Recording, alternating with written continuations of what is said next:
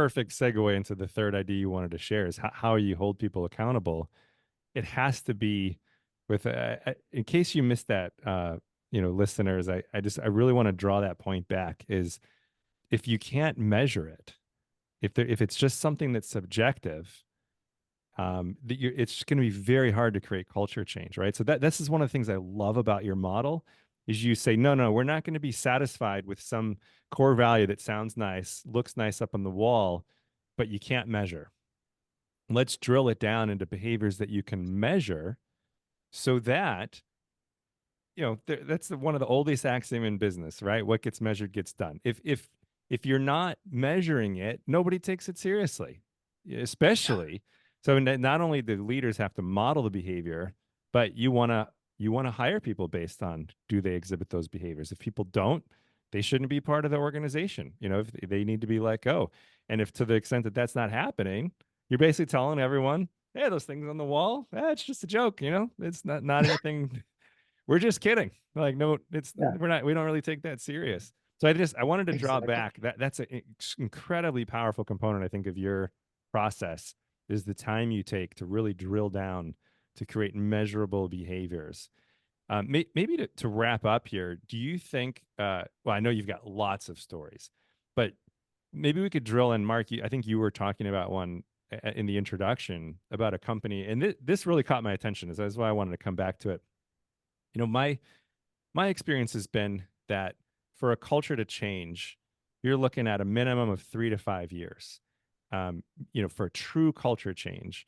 And that's why I think it's one of the best competitive advantages, if not the only true competitive advantage that remains today. Any product you create can be copied in a matter of weeks by some company in China. Whatever marketing plan you have, somebody can copy that in a month or two. Culture takes a long time. And so the fact that you've seen significant change in a culture that was toxic in 2 years, I would love to hear a little bit more about that story. So can you let's just hear, how did this happen? And we'll kind of leave listeners with a high note here of this story of transformation. So let's see. Can we do this in 2 minutes or less? Let's Take try. take your time. Um, Take your time. so so this leader was referred to us by another client, which is to this day, despite Chris and I's presence on social media, is still how most clients come to us. And and uh, their colleague said, "Wow, you got a lot going on here. You really need to talk to Chris and Mark." So we sat down. It turned out that this leader had just taken over an organization that was known for an autocratic, micromanaging leadership style that had become their company culture. And that is not, by the way, uncommon. Uh, you know, big corporations often say, well, that's just not the way we do it here. Well, that's because nobody ever asked why, Hmm. right? So it by default it kind of became your accidental or maybe incidental culture, but it wasn't ever defined that way, right? Same with all the way down to startups and mom and pops. Cultures often take on the personality of their founders or their leaders, right? Their owners. And sometimes that's a really cool thing. And sometimes if the founder is a workaholic jerk, well, guess who he hires? He hires fellow workaholic jerks, right? Hmm. So it doesn't always work out well. Well, this leader came in and went, God, I love the mission of this organization. I see the challenges, but I think I can fix this.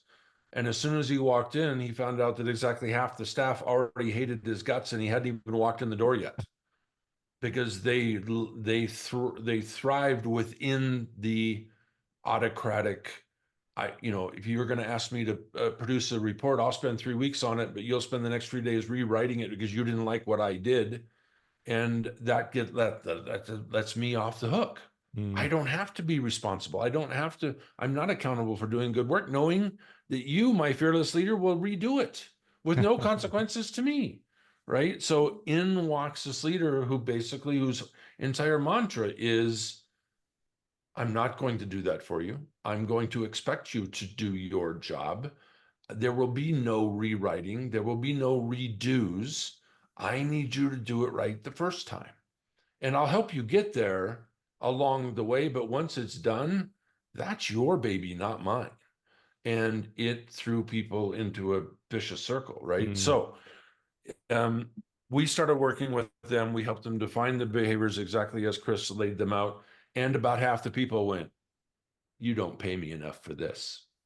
This is not me. This is not what I do. This is not what I was hired for." Well, over the course of the next year, those people opted out or were asked to leave. And here's what happens. First of all, the other half, the people who did completely buy into the defined culture, when the other people start leaving, the response isn't, "Oh, how are we going to replace her?" It's, "Oh, thank God." Right. Right? It's about time. Well-being goes up tremendously. All of a Right. sudden, stress And goes down. Absolutely. and by the way, that's before, and we give the CEO full credit for this.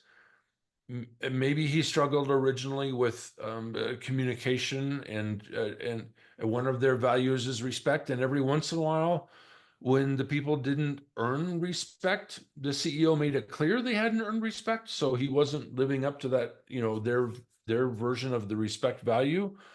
But the man can hire, and so not only did we get the "oh thank God" response, but then people saw the competency and the values alignment of the replacement personnel, and now the world changed.